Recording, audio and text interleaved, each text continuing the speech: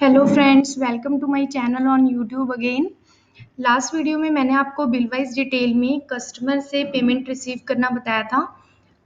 जिन भी स्टूडेंट्स ने मेरी बिल वाइज डिटेल की फर्स्ट वीडियो नहीं देखी वो पहले फर्स्ट वीडियो देख लें, उसके बाद ही आपको सेकंड वीडियो में जो मैं काम अभी बताऊंगी आपको वो आपको समझ आएगा।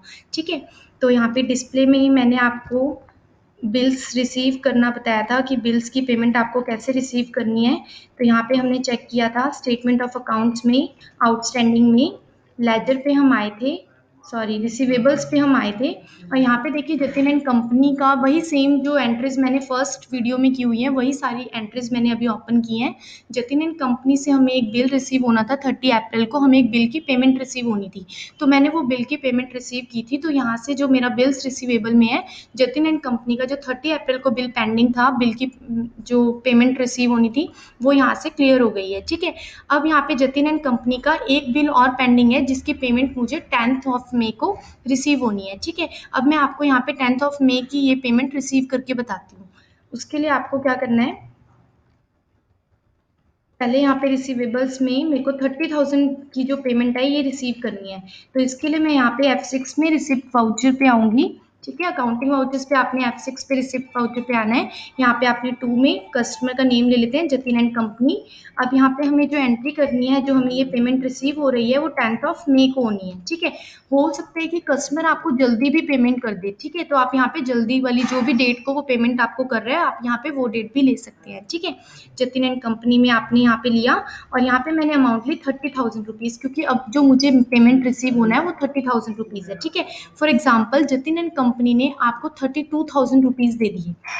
ठीक है, उसने आपसे आगे और भी कुछ सामान परचेज करना है तो उसके लिए आपने उनसे 32,000 रुपीज़ रिसीव कर लिए। लेकिन जो आपको पहले बिल की, जो लास्ट बिल की पेमेंट आपको रिसीव होनी है वो 30,000 होनी है, लेकिन आपको जतिन एंड कंपनी से 32,000 रुपये पेमेंट रिसीव हो गई। तो देखिए हम उसको 32,000 को हम कैसे एडजस्ट करेंगे। आप एंटर करेंगे, अगेंस्ट रेफरेंस आपको लेना पड़ेगा क्योंकि आपको लास्ट बिल के अगेंस्ट ही पेमेंट रिसीव हो रही है। ठीक है, तो आपने यहाँ पे अगेंस्ट रेफरेंस पे आना है। अब आप देखिए यहाँ पे एक ही बिल पेंडिंग है 30,000 रुपीज़ का। मैंने यहाँ पे 30,000 रुपीज़ से अमाउंट ले ली। ठीक है, यहाँ पे देखिए 10th ऑफ मई को मुझे ये पेमेंट रिसीव होनी थी। अब यहाँ पे मैंने 30,000 रुपीज़ ले लिए, बट मैंने जो अमाउंट ली है वो मैंने 32,000 लिया। इट मीन्स की जो 2,000 रुपीज़ है वो मेरे को एडवांस में रिसीव हो रहा है। ठीक है, अब मैं यहाँ पे एंटर करूँगी और मैं यहाँ पे एडवांस ले लूँगी। अब देखिए यहाँ पे एडवांस में मैंने यहाँ पे लेके ये जो अमाउंट है 2,000 रुपीज़ मैंने एडवांस में रिसीव कर लिया। ठीक है, आपने ये अगेंस्ट बिल के थ्रू 30,000 और एडवांस में जो पेमेंट आपने रिसीव की 2,000 रुपीज़ रिसीव कर ली। ठीक है, अब मैं यहाँ पे चेक करती हूँ डिस्प्ले में स्टेटमेंट ऑफ अकाउंट्स, आउटस्टैंडिंग, और मैं यहाँ पे रिसीवेबल्स चेक करूँगी। यहाँ देखिए जतिन एंड कंपनी से हमें 30,000 रुपीज़ जो पेमेंट रिसीव होनी थी वो पेमेंट हमें रिसीव हो चुकी है। ठीक है, अब इसके बाद अगर मैं यहाँ पे टेबल्स पे चेक करती हूँ तो यहाँ पे देखिए जतिन एंड कंपनी का 2,000 रुपीज़ पेंडिंग अमाउंट में आ गया। इट मीन्स कि जो 2,000 रुपीज़ मुझे एडवांस पेमेंट मिली है वो मेरे लिए अभी लाइबिलिटी है। ठीक है, अभी मैंने वो 2,000 रुपये मुझे एडवांस में रिसीव हुए हैं, अभी मैंने उस चीज़ का अभी सेल नहीं किया है जतिन एंड कंपनी को। ठीक है, अगर जब जतिन एंड कंपनी मुझसे 2,000 रुपये का सामान ले लेंगे तो यहाँ पर से ये बिल्स पेबल जो है ये भी अमाउंट जो है क्लियर हो जाएगी। ठीक है, तो यहाँ पर आपने बिल की एडजस्टमेंट करना सीखा कि एडवांस एडजस्टमेंट हम कैसे करते हैं।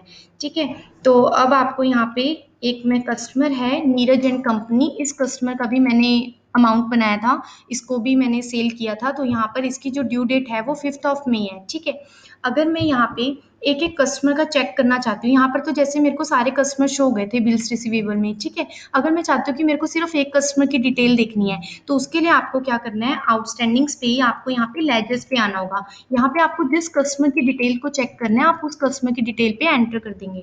ठीक है, तो जैसे जतिन एंड कंपनी का तो मेरा बैलेंस जो है एडवांस पेमेंट है, ये मैंने एडवांस पेमेंट रिसीव की हुई है, तो मेरे को एडवांस में 2,000 रुपीज़ शो हो रही हैं। ठीक है, और आपने यहाँ पे नीरज एंड कंपनी पे एंटर किया तो यहाँ पे देखिए ये पेंडिंग अमाउंट है 35,000 रुपीज़ और 5 मई 2017 को ये ड्यू होनी है, ठीक है।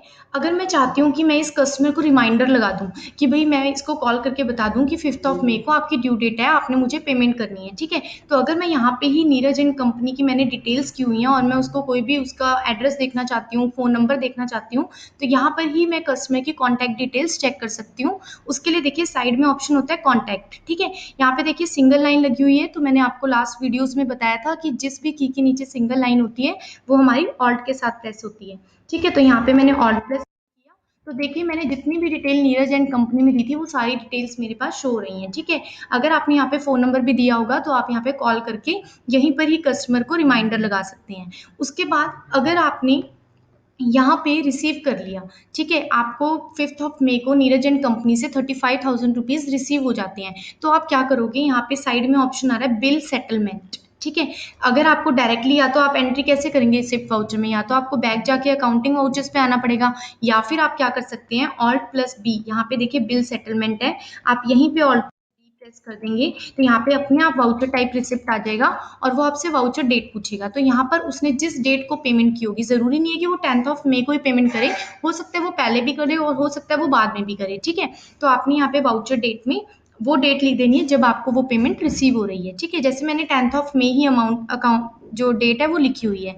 अब यहाँ पे अकाउंट में वो आपसे पूछ रहा है कि आपको कैश में पेमेंट रिसीव हुई है या चेक से पेमेंट रिसीव हुई है, तो यहाँ पे हम अकाउंट में कैश ले लेते हैं। अदरवाइज अगर आपको यहाँ पे बैंक का अकाउंट बनाना है, यहाँ पे ऑल्ट प्लस सी करके बैंक का लेजर भी क्रिएट कर सकती हूँ और अंडर मैंने इसको बैंक अकाउंट ले लिया, ठीक है।